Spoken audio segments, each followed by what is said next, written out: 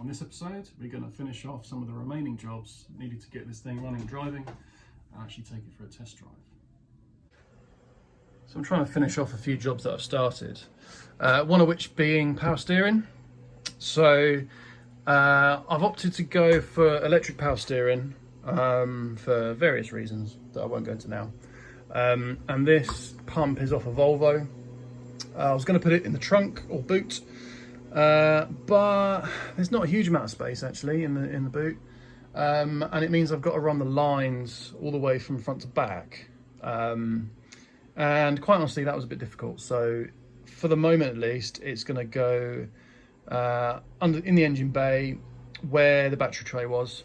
So I've made this plate to replace the battery tray. I couldn't find the battery tray. I think it was rusty and I threw it away. So that plate is going to go down there, and the pump's going to go on top of it. I've bought this, which is from WFM. It's aluminium. I've painted it black. It came unpainted. I thought it was going to be steel actually, but it's Ali, which is obviously much lighter. So that is going to get bolted to that, which gets bolted to the car, and then that sits in there, which I can't do one end.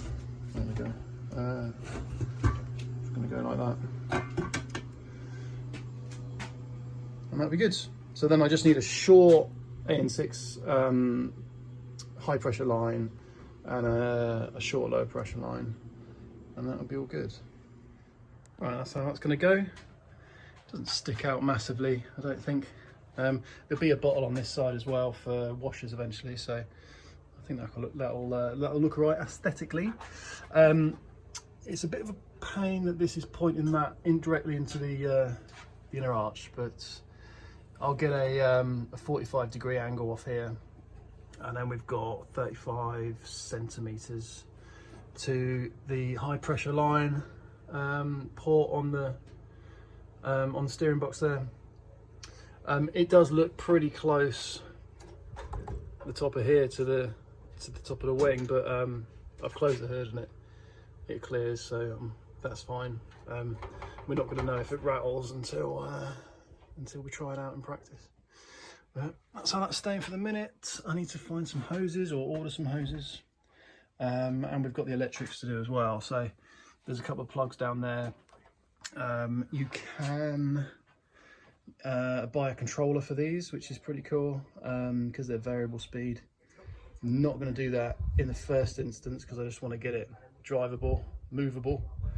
I will do that later. So what will happen is, if you don't use the controller, it will just be on like the mid setting, which is like a failure mode. So that's what we'll do for the short term, and then we'll have a knob in the cabin so you can set it up and down. You could do it on speed, but I can't be bothered, to be honest. So we'll just have a knob in the cabin in addition to me. So hoses next, I think. A bit of plumbing and a bit of wiring has been done. So we've got a really nice high pressure hose from HEL. It's a custom jobby. AN6 on either end, and AN6 adapters into the pump and the steering box. We've got an R9 hose for the return. Eventually this is going to go to an oil cooler in front of the grill probably at some point, but not today. We've got a earth strap going to the subframe, and we've got a positive feed that goes directly to the earth strap, not the earth strap, sorry, to the positive feed for the battery on the bulkhead. And we've got a inline fuse for that as well, 40 amp fuse. And then on top of that, we've got this trigger wire. I think I explained about the possibility for a controller for this, didn't I? So we've only got one wire in that plug, and we've got a bit of oil in there, a bit of ATF in the pump. So in theory, when I turn the key, it should fire up and not spurt oil everywhere. What I'm going to do actually is put something down on the floor just in case. Right, so there's a bit of cardboard down now, so just in case it goes everywhere. So, ignition on, and it should fire up. Ooh. It's not leaking yet. Stick a bit more oil in it.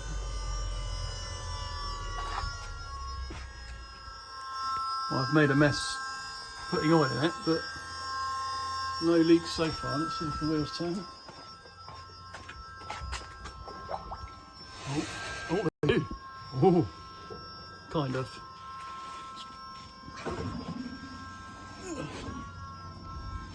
It is struggling a little bit, I think. Probably just needs bleeding. So I can't do this one hand, so I'll have to try and bleed it and then show you.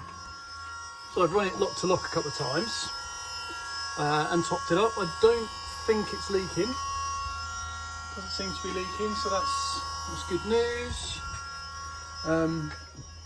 Wheels do turn. It feels a bit weird because when you initially turn the wheel, it's a bit hard. Oh, it's actually a bit better now. But yeah, actually, that's a lot better. Maybe it's still got a bit of air in it. But, oh, yeah. So, power steering, fantastic. That's actually one thing ticked off the list. I am going to get a controller for it, I've decided, because I want more control over the assist. But to get it actually driving down the road, that's done. Fantastic. So next on the list of jobs is cooling system. Now we've done the water pump, that's all good to go. So what we need now is a radiator and some fans and a couple of fan switches and stuff. So this is the radiator that came out of the car. It's got a trans cooler as part of it, which I don't like. And in fact, this particular one leaked into the radiator. So there was a coolant oil mixture for both coolant system and auto gearbox, auto trans, which buggered the transmission and obviously isn't very good for the cooling system either. So what I did at the time was flush it out and block off the trans cooler ports. But if I remember rightly, it was starting to leak. It does look a bit dark over this side. I'm pretty sure it was leaking, and it's all rusty and nasty anyway. I even put dishwasher tablets through it, which did actually do something. But yeah, we're not using that for my nice LQ9 engine. So I looked at buying a custom one because then I could do exactly what I wanted. I could have the steam port at the top on the left. I could have some nice fittings for fan switches and stuff. But I talked to a few companies and they all came back minimum 800 quid. It was about 800 to £1,000, and that's before you've bought fans or anything. So I'm not doing that. What I have done is buy a £180 one off eBay. Let me just get rid of this old piece of shit. Right, so this was I think it was 172 actually. I don't know whether I'm going to pay VAT on it. I mean, it's arrived, I haven't paid it yet, so who knows. Again, we've got the trans cooler section. I think I'm just going to blank these off. I could use it for something like power steering. I don't know, we'll see. I'll think about that. But really, for the minute, they need blanking off. I don't want to have an issue. We've also got a couple of bungs for stuff. I guess that one of these is for an engine coolant sensor, and the other one's for a trans cooler temp sensor. I don't know. I'll probably have to ask the people I got it from. Actually, looking in there, they both look like they just go into this tank. So I don't know. But anyway, we've got a drain plug down here, which is same as factory, and we've got, I forget what size these are actually. I think we've got 38mm and 34mm, which isn't quite the same as what's on the engine. But let's, oh, the other thing I've got is a selection of hoses that I've collected. So we'll see what fits. I've taken some advice off people on the internet, so we'll see how that goes. And the other thing, so for 172 quid, it came with 2 fans. Haven't looked at them yet, but I guess 2 fans is better than 1, is it? I suppose, in case one fails. Don't know. So anyway, let's put the radiator in and see where we are. All right. So when I had the factory radiator in here, I made some really nice brackets. Well, I say really nice. I made some brackets that bolted into there and fitted nicely, but I can't find them. So cable ties for the minute. I'll have to make something, I guess. I mean, I think we're gonna have a fan shroud at some point, so maybe I'll incorporate that. We'll see. So radiator hoses. This top one fits absolutely perfectly. So that is a Gates 21837. I don't know what it's from, but it fits perfectly with the Firebird radiator and the Camaro water pump. So happy with that. Bottom hose, however, nothing really works. This flexi hose, I mean, it might work at a push, but it's fouling the subframe down there. It's actually 40mm, which is 2mm too big on the inside diameter. So I don't really want to mess about with hoses again. Went badly for me last time, or nearly did. So I'll get back on the internet and work out what I'm going to do with that. Obviously we need to fit fans. And I need to work out what these bungs are for. I might just email the person I bought it from. Yeah, it's very silver. I think I should paint it. Should I paint it? I'm going to put the fans on the inside, so that's not too much of a drama. You are going to see it through the grille. Maybe I should paint it. Or I could do a flaming turkey stencil on it, maybe. We'll see. I'll think about that. I probably should have shown you while it was on the bench. The welds on this thing don't look too bad. Obviously there's no water in it, so I don't know if it's going to leak yet, but not terrible. Not perfect, but who am I to judge? I can't TIG aluminium, so yeah. Okay, good, fantastic. And not £1 million. So these are the fans that came with it. 2 80-watt fans, diameter of 30 inches. They should fit nicely. I'm gonna do a shroud at some point, I think I said that. But they might just get zipped to the radiator for the moment. They come with these jobbies. In the interest of getting the thing driving quicker. I have many relays, so I need to do some more wiring. I need to work out where the fan switch is going to go. Oh, the other thing I need to work out actually is where the steam port's going to go. It needs to go, so it comes out here. This is basically so the air bleeds out. It needs to go in at the top of here really. So what you can do is use these jobbies, which I was using for a fan switch before. So I could just put a barb in there. That might be the simplest option. The other thing people do is tap a hole in the top of the water pump. Not sure if I'm happy with that. We'll see. Actually, that little jobby there could go right there, couldn't it? That'd be okay. I think that's the right diameter as well. Yeah, that's probably the easiest option.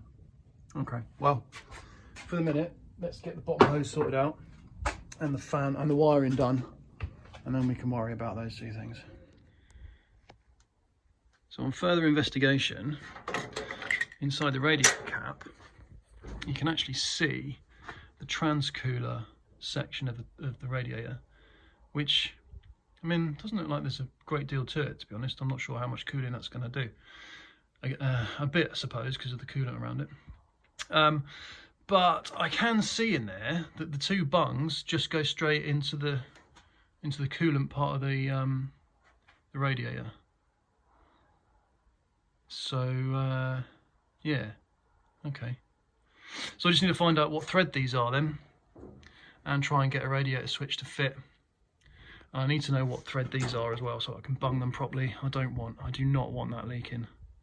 That would be a pain. So anyway, bottom radiator hose first, and then we'll worry about those two problems. Right, made a bit of progress with the bottom hose. This is a Dayco 71991. I need to trim it down, but I think that probably is going to work. This end is way too big, but I think it's a bit smaller down here, so it should be all right. I'll cut it down and then we'll see. I've also bought some little blanking jobbies. That's for the transcooler ports. And I bought this 1/8 MPT little barb jobby, and that's for the steam port. But I've got the wrong size because this is way too big. The steam port is over here. It's much smaller, so I need to measure that again. I've obviously screwed it up. And I think I'm just going to run a hose all along here and then around to there. And I think that'll be okay. The other thing I'm going to need to do is some brackets for the radiator. I think I'm just going to make something. And I've bought some rubber, some neoprene that I'm going to isolate it with so that it doesn't rattle itself to death. So the other thing I've done is this K&N air filter. Sorry if there's wind noise, it's a bit windy today. So I watched an Engine Masters episode. There was a big air filter shootout, and the general consensus was you want air coming in from the top so that it's not going around as a few corners as possible. So this is why I've got this top loading air filter, and that's actually going to use the shaker hood and draw air through, so quite happy with that. It just about clears. It does actually hit it a tiny bit, so I might have to get a smaller filter for this just bolts on top of the normal filter, but we'll see. It's staying like that for the minute. So yeah, so I need to start making some brackets, I think. So it's been a few weeks since the last clip, and the Amazon man has been, and so has the Everyman or Royal Mail or whatever it was. So we're going to try and make some brackets for the radiator. We've got a few more bits. We've got a hose for the steam port. We've got a elbow, which I haven't checked, but hopefully it fits, for the steam port as well. Got a fan switch. Yeah, I'm not entirely sure what temperature fan switch I need. I have tried to match it to the stock thermostat, so we'll see how we go. I'm hoping that I can get some coolant in it or water in it and see if it overheats today, really, or well, I'll turn it off before it overheats. We've also got some neoprene which just started cutting up already. So basically we're going to have a 3mm steel bracket with some neoprene inside it, and that's going to go on the bottom of the radiator and then just bolt to the cross member there. Got the nose off, it's much easier to get to. So I'm not going to bother, I don't think, with these because they're not really in the right place. I'm just going to drill a hole through there and bolt it on. I think it's not the straightest thing in the world. I did straighten it with a jack, so it's straighter than it was, but aligning the front end is a job I need to do. Yeah, might need some advice with that, but anyway, first things first, on to brackets. Right, there's one of my strips of steel. So I need to bend it now into a U shape, and the way you do that with thick steel, at least, is to scribe it where you want the corners, and then run the angle grinder over it and remove sort of a third to a half, certainly no more than a half of the material. So I'm going to do that and then bend it in the vise, and we should have then a couple of nice U shapes that we can fill with neoprene.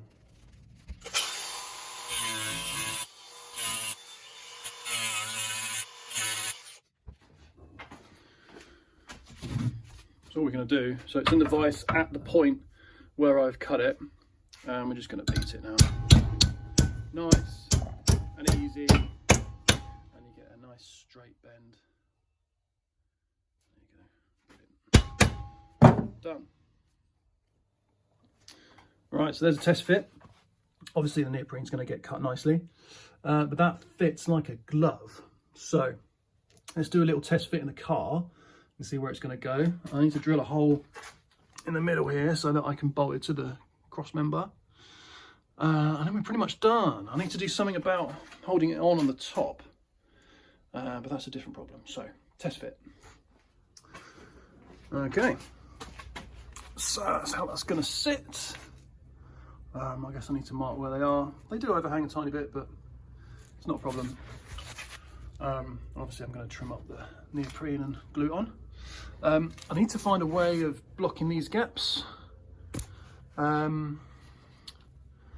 Yeah, don't know what I'm going to do about that. Maybe, I was going to say carbon fibre, it'd be fiberglass probably. That's not a problem for today either. We have got a mild problem over here with clearance to the rad cap. I could space it up a tiny bit more, or I could just notch that there a little bit. That would be fine. And yeah, like I said, I need to either find the brackets that I made or make some more brackets for the top. So that's good. All right, so I'm going to drill some holes now and get those finished off. All right, there we go. Not the prettiest things in the world, but they'll do. I've doubled up the neoprene on the bottom so that there's clearance for the bolt head that's going through the cross member. And actually that's helped a bit because we've now got clearance up here, and it's just a little bit closer up. So that's good.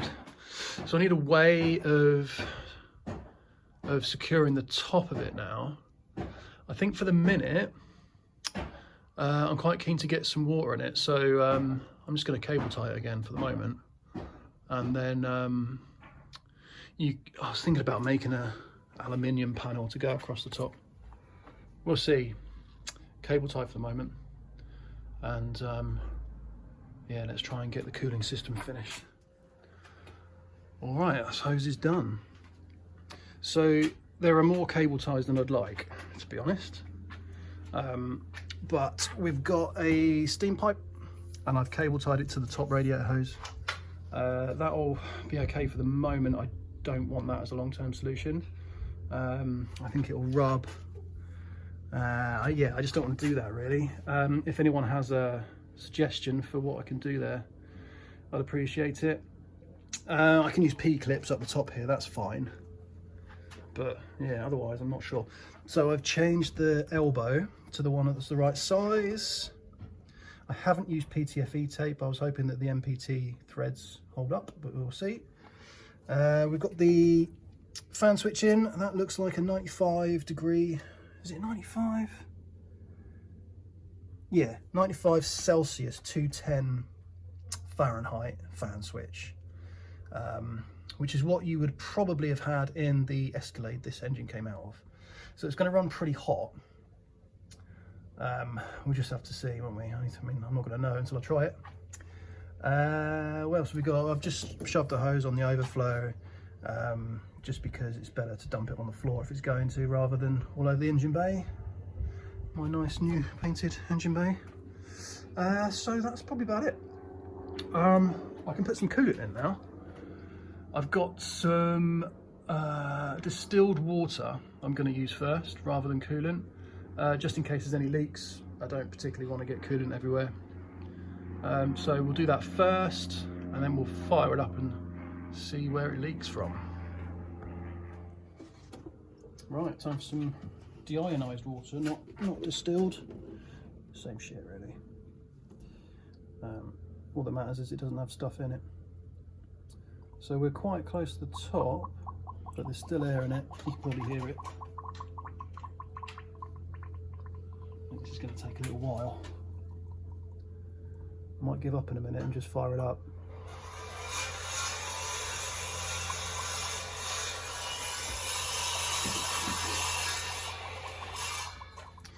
So the fuel situation is currently a 5 litre tank in the engine bay, which is obviously not ideal, but I need to sort out a new fuel tank. I think I don't want to use the rusty one.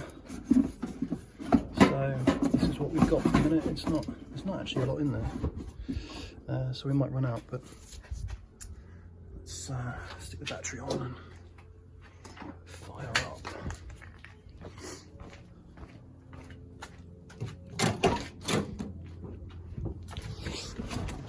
So this is obviously temporary as well,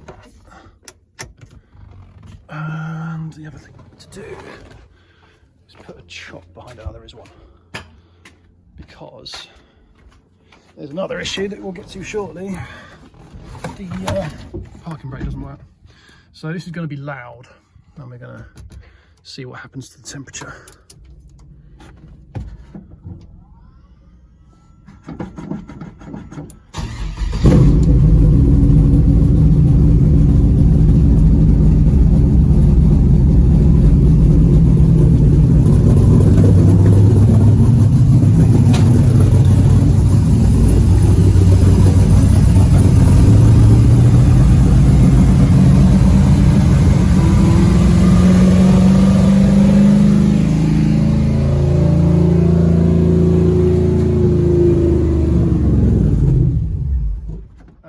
Fuel.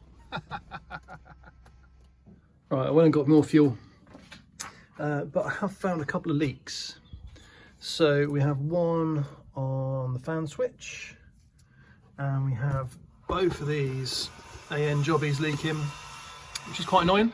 So I'm going to try and catch as much water as I can, rather than dumping it on the floor, and stick some PTFE on. Hopefully that'll seal it. Presumably it's just the MPT threads that's leaking as well. So yeah, MPT doesn't always seal. So I've got my PTFE tape, so I'll stick some of that on. All right, that's done. Bit of PTFE on those two AN jobbies, and I did the fan switch as well. I did make sure that there was still some bare thread, so that because we need an earth through here, I'm gonna make sure it's a better earth, or a dedicated earth really, because at the moment it's just where the radiator is touching the front panel. So let's fire it up again and see how we get on.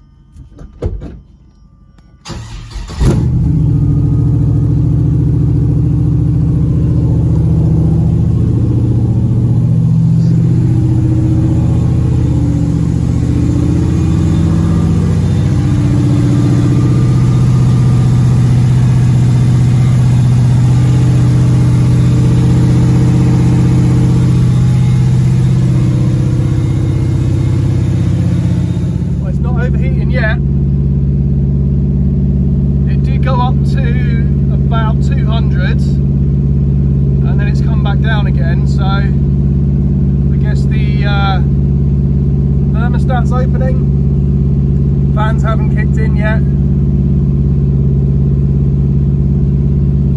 so voltage is quite high, and we've still got the amps light on for some reason.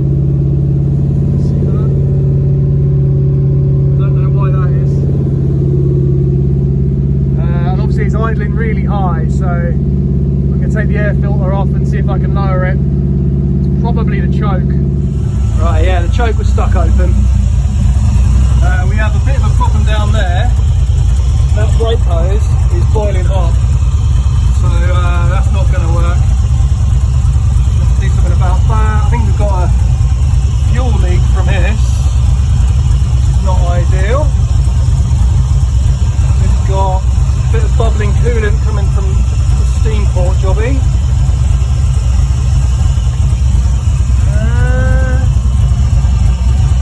We're not looking too bad. That idle sounds quite nice, if you ask me.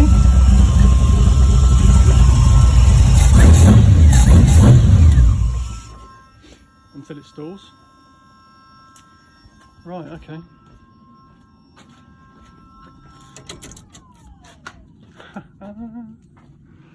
Let me just get the heat gun. So we had 81, this is Celsius. Cooler at the top. No? Cooler on the right than the left, that's interesting. Okay.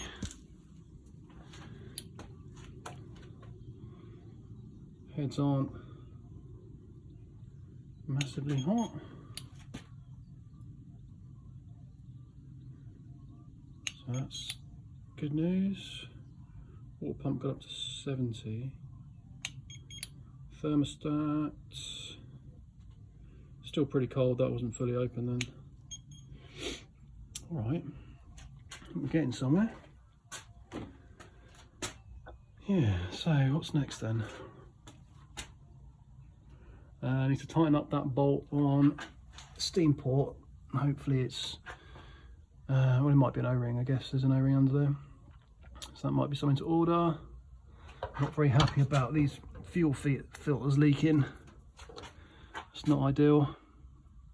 I think what I'm going to do is let it dry off, because I can't tell really whether anything's leaking under here.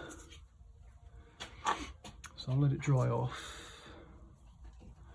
and perhaps we'll have another go. Top hose is hot as fuck.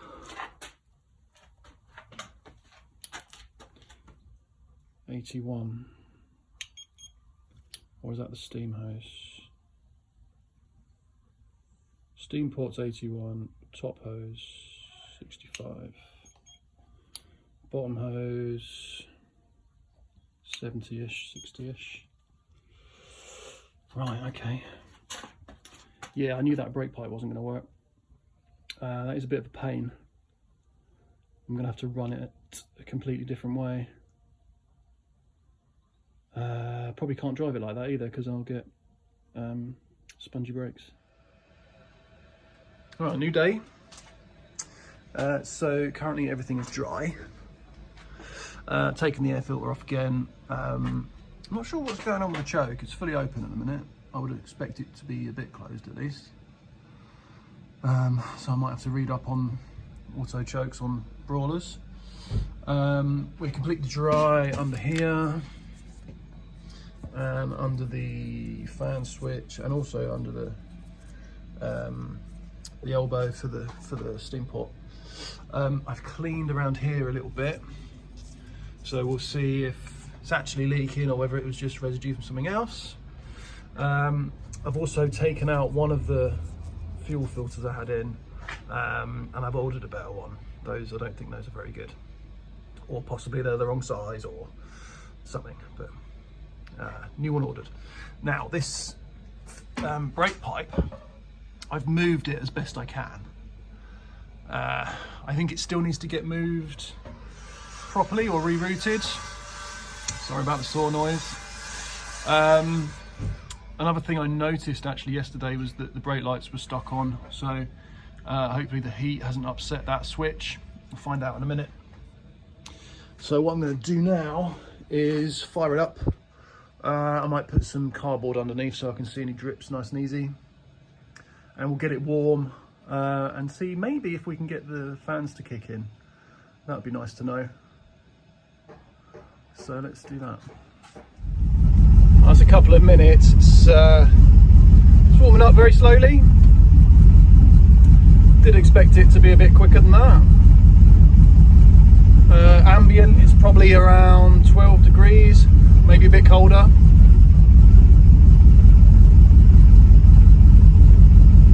I guess yesterday it was revving quite high, so that's probably why it warmed up quicker. The top hose is nice and firm, so it feels like it's pressurized.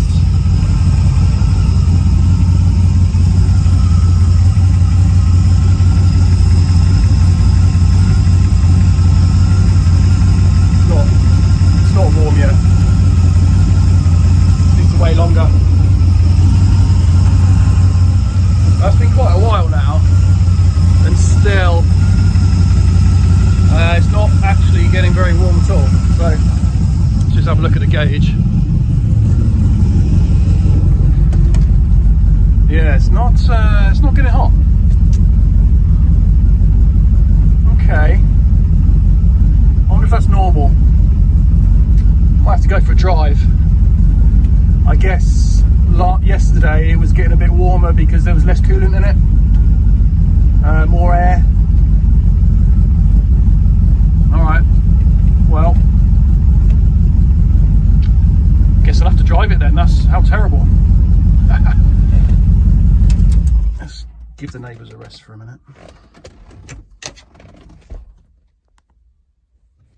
Alright, so this will be the first time this car drives on the road with its new engine and gearbox. Exciting. Hopefully nothing terrible happens.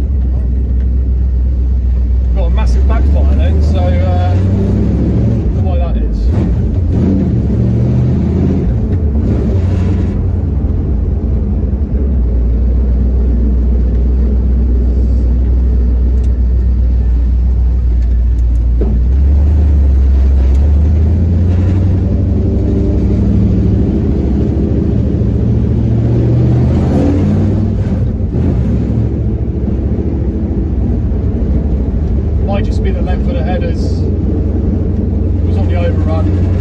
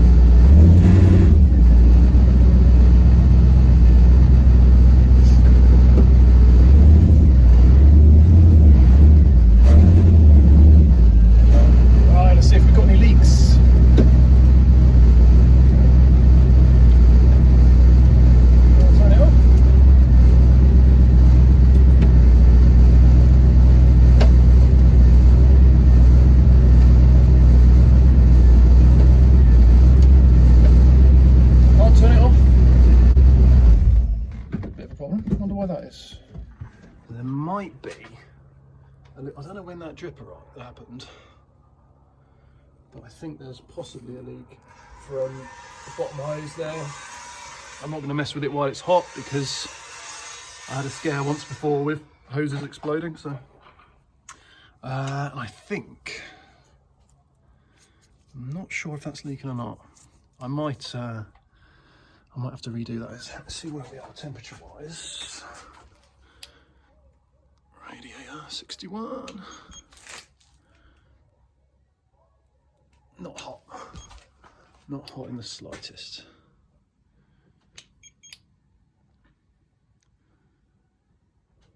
Nothing's hot. Good. What about this brake fitting down here?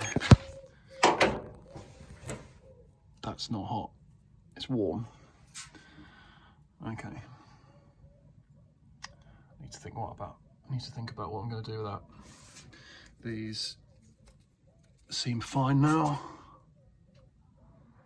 Excellent. How much fuel have we used? Some. Highly sophisticated fuel cap. Not sure when fuel system's going to be. Might be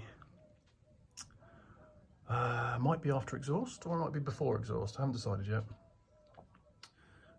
So I think that's good. I think it's a good place to leave it. Car is driven for the first time under its own power. So thank you for watching. Please do like and subscribe. Stick something in the comments. Doesn't really matter what it is. Just let me know what you think. Any suggestions or anything like that, absolutely welcome. Thanks again, and I'll see you in the next one.